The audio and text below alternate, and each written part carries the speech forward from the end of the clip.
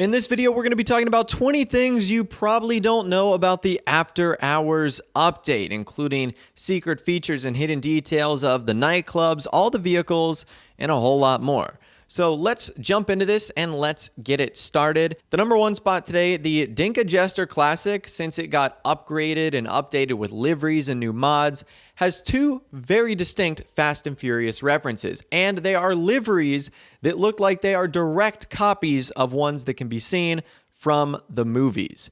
And their names are sort of like hints of lines said in the movie too, like 10-Minute Car. That is a direct reference to Fast and Furious. So that's really cool. I obviously expected Rockstar to do that.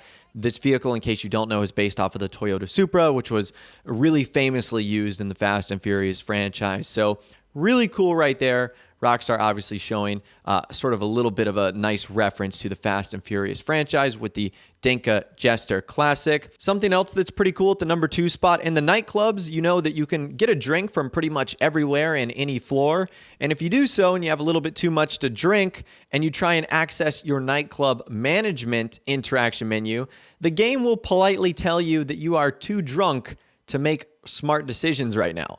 I thought that was pretty funny.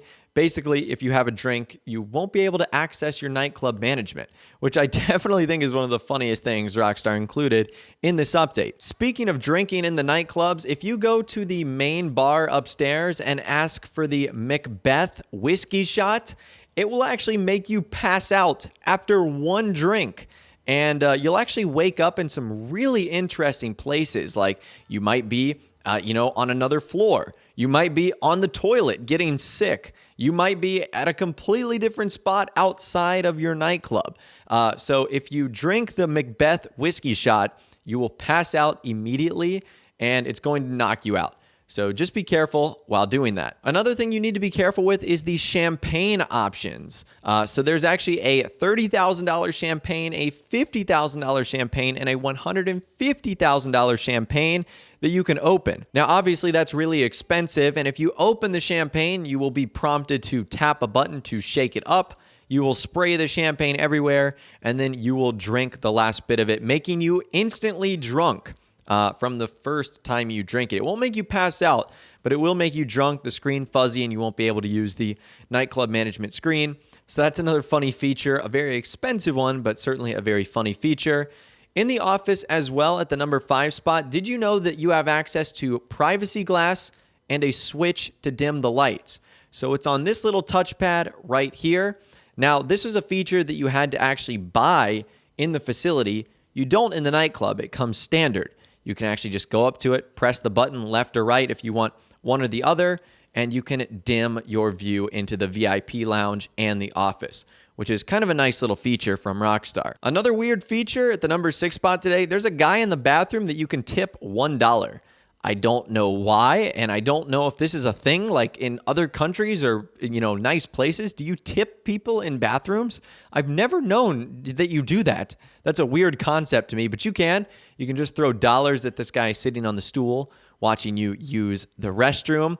Another thing that's kind of cool is there are weapons actually scattered throughout the nightclub that you can pick up. Like, for example, when you're walking towards your closet, you can actually find a revolver sort of on the table across from it. And if you walk across it, which I do pretty much every time, you will actually get more ammo, which is kind of cool. We've seen Rockstar do this in the past with other places like the hangar, which has weapons scattered all over it. Same with the bunkers as well. So that's a nice little feature. Number 8 spot today, one quick tip you might not have known about is you can actually enter the nightclub through the garage. So there's two entrances. You can go through the main entrance, which will take you through the club first, or you can go through the garage entrance, which will get you closer to the VIP area. The reason that's important is because when you're walking through the club, you actually can't sprint. You're sort of stuck in this slow walk, a kind of clubby style motion. Whereas if you walk through the garage entrance, you can start sprinting immediately, which will get you access to the VIP lounge, your businesses, and your garages much faster. So all you have to do is look for the garage entrance and go through that as compared to going through the normal door. So that's a nice little tip right there. Another funny Easter egg is actually found sort of in one of the hallways of the nightclub. There's 2 sets of handprints on the club itself. Now, I'm going to let you guys figure this one out on your own, but I'm pretty sure you can imagine what's going on here if someone has 2 handprints smack up against the wall right there. I'm sure you guys know what's going on. If not, maybe you can ask someone in the comments or use Google. That's your friend as well. But that's a pretty funny Easter egg right there from Rockstar.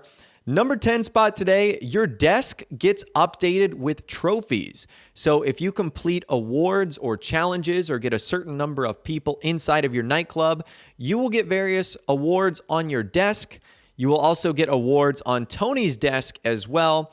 So it's sort of like the CEO office where the VIP area is dynamic and certain changes will happen. Like if you complete one of the battle businesses or, have enough people enter your nightclub, you will get little trophies that appear on your desk, which is pretty cool. I like that right there. Again, I like having the dynamic feature of that. The number 11 spot today, if you're excited to use any of the unreleased vehicles like the Anus Stafford or, any of the other cars that Rockstar are going to be adding, you can actually use them in races right now. I don't know if this was an oversight from Rockstar or if they did this on purpose, but you can actually use them in races like no problem. Now, you won't be able to get custom versions of them, obviously, because you can't have them in free mode. But if you still want to try them out, you and your friends can go about setting up a custom race, and you can go about using those vehicles that have not been added into the game before everyone else. The number 12 spot today, you might recognize that Tony has brought his own custom cars from Liberty City. So his Shafter V12 has Prince, a special license plate on the back, and he also has an Easter egg as well. The Liberty City horn is automatically applied to his vehicle. Now, some other cars as well that you might use in business promotion missions like the Patriot Stretch will also have the Prince license plate on the back and will also have the Liberty City horn. So a nice little reference there from Rockstar. Obviously, if you don't know, Tony Prince was from Liberty City in the Ballad of Gay Tony. Speaking of the Ballad of Gay Tony, at the number 13 spot today, Luis Lopez has 2 Easter eggs, which is really cool. The first is a photo of Luis Lopez actually on Tony Prince's desk. Look at that guy. They're still best friends, everyone. Looks like Luis is doing well. It looks like he is certainly not aged a bit, which is really, really funny. And there's also a reference to Luis in one of the nightclub promotion missions where you're actually picking up someone in the back of a police car, and they actually mention Luis Lopez. So this guy says, "Did you ever hit up Masonette 9 in Liberty City? That place was slamming. Well, the bouncer Luis was really moody." So that's a direct reference to Luis Lopez, Masonette 9, GTA 4, and Liberty City. A lot of Easter eggs in one right there, which is super cool. At the number 15 spot today, you guys might know if you go in your nightclub interaction menu that you can actually set a dress code. So that means your guests will dress a certain style based off of the way your club is, which is kind of cool. It makes it a little bit more, I guess, dynamic and sort of more like real life. Well, in case you want to get to the exit of your nightclub really quickly, like if you're in the VIP lounge and you want to get to the exit real fast, all you have to do is change the dress code. And when you do that, you'll actually be transported directly to the exit. So it'll save you about 30 seconds. And if you get used to doing this every time, it might be an easy way in which you can sort of jump to the front and end of your nightclub very, very quickly. The number 16 spot today, your partner in crime in the nightclub, Tony Prince, can be seen doing a lot of funny things around the nightclub, standing, making conversation.